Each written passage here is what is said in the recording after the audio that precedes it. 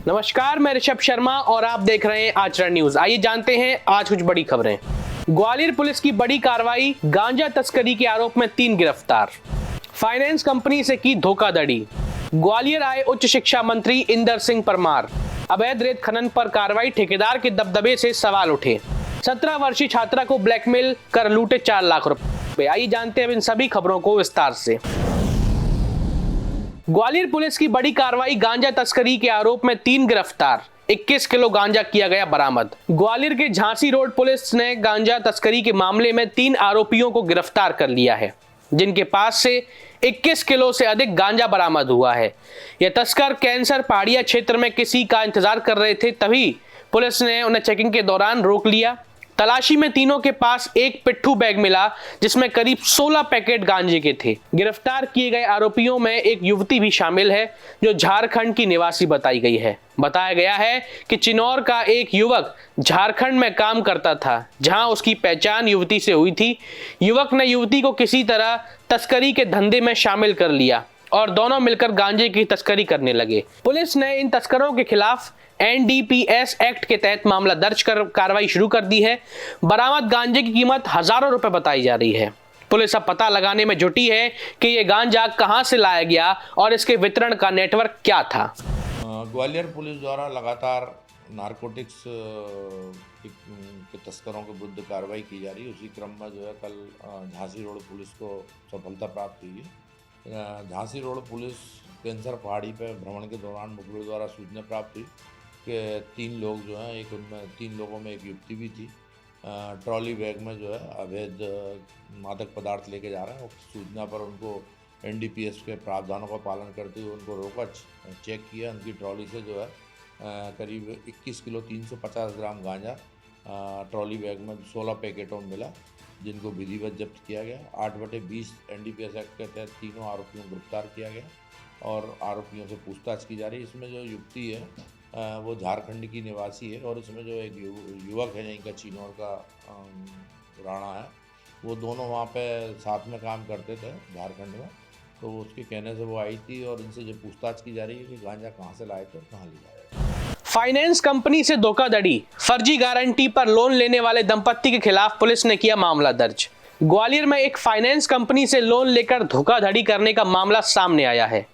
Mangleshwar road स्थित सुभाषपुरी निवासी school संचालक रवि प्रताप सिंह राठौर को श्रीराम फाइनेंस कंपनी का नोटिस मिला, जिसमें बताया गया था कि उनकी गारंटी पर गुड़ागुड़ी नाका निवासी सुरेंद्र सिंह तोमर और उनकी पत्नी प्रवीण तोमर ने 1 जून 2023 को 3 लाख रुपए का लोन लिया था। लोन की कोई किश्त जमा नहीं होने पर कंपनी की रिकवरी टीम ने गारंटर के रूप में रवि से वसूली की धमकी दी। जब रवि ने इस बारे में जांच की तो सामने आया कि वह दंपत्ति को जानता ही नहीं था और उनकी गारंटी फर्जी तरीके से लगाई गई थी। इस पर रवि ने पुलिस में शिकायत करी, लेकिन सुनवाई नहीं हुई। अंततः कोर्ट के आदेश पर पुलिस ने मामले में धोखाधड़ी का केस दर्ज किया। पुलिस की जांच में यह भी सामने आया कि रवि और सुरेंद्र के बीच कोई परिचय नहीं था। मामले की आगे की जांच अतिरिक्त पुलिस अधीक्षक निरंजन शर्मा कर रहे हैं। ग्वालियर थाने में जो है एक धोखाधड़ी का अपराध पंजीबद्ध किया गया माननीय न्यायालय के आदेश से।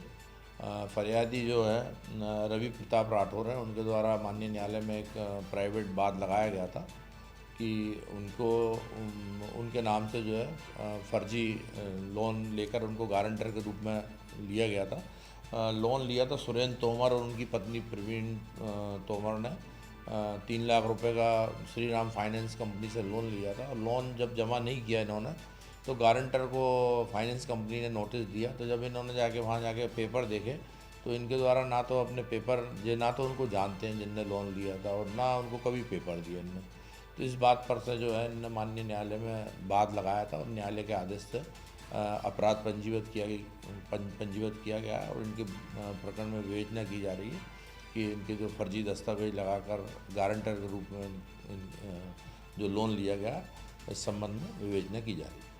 उच्च शिक्षा मंत्री इंदर सिंह परमार ने आयुर्वेदिक कॉलेज और जीवाजी विश्वविद्यालय का निरीक्षण किया। उच्च शिक्षा मंत्री इंदर सिंह परमार ने आयुर्वेदिक कॉलेज और साधारण सभा की बैठक में भाग लिया और कॉलेज के संचालन से जुड़ी अहम चर्चा करी। इस दौरान उन्होंने कहा कि मध्य प्रदेश में उच्च शिक्षा का स्तर लगातार बेहतर हो रहा है और राज्य राष्ट्रीय शिक्षा नीति के तहत देश के अग्रणी राज्यों में शामिल है। मंत्री परमार ने जीवाजी विश्वविद्यालय का भी निरीक्षण किया और विश्वविद्यालय में चल रही स्टाफ की भर्ती प्रक्रिया की सराहना करी। उन्होंने निर्देश दिए कि 1 साल के भीतर विश्वविद्यालय के सभी रिक्त पदों को भर लिया जाए। इसके अलावा उन्होंने बीएड कॉलेजों में फर्जीवाड़े के मामले में सख्त कार्रवाई की बात कही है और विश्वविद्यालय को इस मामले में कार्रवाई करने के कड़े निर्देश दिए हैं। मंत्री ने कहा कि आने वाले समय में सभी विश्वविद्यालय आपस में सहयोग करेंगे और नॉलेज शेयरिंग कार्यक्रम के तहत शासकीय और निजी विश्वविद्यालयों को जोड़ने का प्रयास किया जाएगा। साथ ही उन्होंने कहा कि विश्वविद्यालय को एक दूसरे से प्रेरणा लेने के लिए प्रेरित किया जाएगा और संसाधनों का बेहतर उपयोग किया जाएगा। देखिए, आयुर्वेदिक कॉलेज की जो साधारण सभा की बैठक है वो मंत्री की अध्यक्षता में होती है। वो नियमित बैठक होना चाहिए, इस दृष्टि से मैं आया हूँ और उनके जो पुराने प्रस्ताव पेंडेंसी उनके काम का आज निर्णय किया गया है। उच्च शिक्षा विभाग में लगातार शिक्षा का स्तर और अच्छा हो रहा है। राष्ट्रीय शिक्षा नीति के परिप्रेक्ष्य में मध्य प्रदेश अग्रणी राज्यों में है और उसके लिए लगातार काम चल रहा है। भारत की ज्ञान परंपरा को उसमें सम्मिलित किया जा रहा है। भारत के शौर्य को, पराक्रम को, भारत के ज्ञान को, विज्ञान को पाठ्यक्रमों में सम्मिलित किया जा रहा है। इसलिए शिक्षा का स्तर मध्य प्रदेश का जो अच्छे से अच्छे राज्य उनके निकटतम हम पहुंच रहे हैं। आने वाले समय में और बदलाव दिखेगा। स्टाफ की लगातार हम भर्ती प्रक्रिया चल रही है। बड़ी संख्या में हमने नियुक्तियां दे दी है। विश्वविद्यालय को भी कहा है कि जो उनकी रिक्तियां हैं उनको भरे और इस 1 साल में हम जितने खाली पद है लगभग सबको भरने वाले हैं। अवैध रेत उत्खनन पर कार्रवाई, ठेकेदार के दबदबे से सवाल उठे। डबरा क्षेत्र में चल रहे अवैध रेत उत्खनन को लेकर जिला प्रशासन और माइनिंग विभाग की संयुक्त टीम ने आज कार्रवाई करी। टीम ने अवैध रेत नाके और पनडुब्बियों पर छापेमारी करी, जिनके द्वारा नदी से अवैध तरीके से रेत निकाली जा रही थी। हालांकि कार्रवाई को लेकर सवाल उठने लगे हैं, क्योंकि ये कार्रवाई रसूखदार रेत ठेकेदार गजेंद्र सिंह जादौन के इशारों पर की गई प्रतीत हो रही है। जानकारों का कहना है कि माइनिंग विभाग की ये कार्रवाई महज खाना पूर्ति थी, क्योंकि जिस स्थान पर टीम ने कार्रवाई करी वहां 8 अवैध पनडुब्बियां रेत उत्खनन कर रही थीं। लेकिन दबदबे के चलते माइनिंग विभाग सिर्फ एक पनडुब्बी को पकड़ सका। वहीं घाट के पास गजेंद्र सिंह जादौन के द्वारा अवैध रेत का नाका लगाया गया था, लेकिन माइनिंग विभाग और जिला प्रशासन ने उस पर कोई कार्रवाई नहीं की। इस मामले में मीडिया द्वारा माइनिंग विभाग के अधिकारियों से जब सवाल किए गए तो उन्होंने नियमों का हवाला देते हुए जवाब दिया कि पहले वे नाके की पूरी जानकारी जुटाएंगे, फिर ही कोई कार्रवाई की जाएगी। इस घटना से साफ है कि अवैध रेत उत्खनन के खिलाफ सख्त कार्रवाई की जरूरत है। 17 वर्षीय छात्रा को ब्लैकमेल कर 4 लाख रुपए ऐंठने का मामला सामने आया है। आरोपी की तलाश जारी है। ग्वालियर के भोड़ापुर थाना क्षेत्र से एक ऐसा मामला सामने आ रहा है जहां लड़की का बचपन का दोस्त ही उसका दुश्मन बन गया, जिसने उसे धमकाकर 4 लाख रुपए ले लिए। छात्रा ने इस मामले की शिकायत पुलिस से की है, जिसके बाद पुलिस ने आईटी एक्ट के तहत मामला दर्ज किया और आरोपी की तलाश शुरू कर दी है। पीड़िता ने पुलिस को बताया कि 2 महीने पहले उसकी इंस्टाग्राम आईडी पर एक वीडियो आया जिसमें उसके निजी फोटो थे। वीडियो डाउनलोड करने से पहले ही डिलीट हो गया, लेकिन इसके बाद उसे बदनाम करने की धमकी देते हुए 5 लाख रुपए की मांग की गई। जब छात्रा ने पैसे ना होने की बात कही तो ब्लैकमेलर ने उसे एक मोबाइल नंबर दिया, जो बाद में छात्रा के बचपन के दोस्त आयुष शर्मा का निकला। आयुष ने मदद का भरोसा दिलाया और कहा कि वह ब्लैकमेलर से पैसे वापस दिलवाएगा, लेकिन इसके बदले उसने छात्रा से 4 लाख रुपए ले लिए। कुछ दिन बाद जब आयुष ने फिर पैसों की मांग की तो छात्रा ने इनकार किया।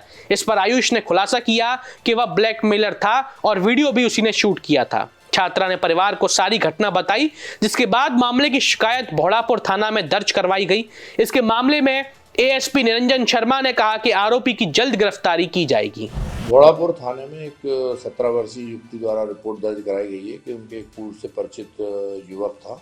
उनके द्वारा जो है विश्वास में लेके उसके कुछ पर्सनल फोटो थे और उसने जो है फर्जी इंस्टाग्राम आईडी बनाकर उस पर अपने उसके फ़ोटो को एडिट कर कर उस पर वायरल कर दिए और उसको ब्लैकमेल कर रहा है लगातार, जिससे परेशान होकर युवती द्वारा रिपोर्ट दर्ज कराई गई है। उसकी रिपोर्ट पर से जो है अपराध पंजीबद्ध किया गया है IT एक्ट का अपराध पंजीबद्ध किया गया। प्रकरण की गंभीरता को देखते हुए विवेचना की जा रही है और विवेचना में जो तथ्य सामने आएंगे उसके आधार पर जल्दी से जल्दी आरोपी को गिरफ्तार किया जाएगा। देश दुनिया की सभी खबरें देखने के लिए जुड़े रहिए आचरण न्यूज से। आचरण न्यूज, हर कदम आपके साथ।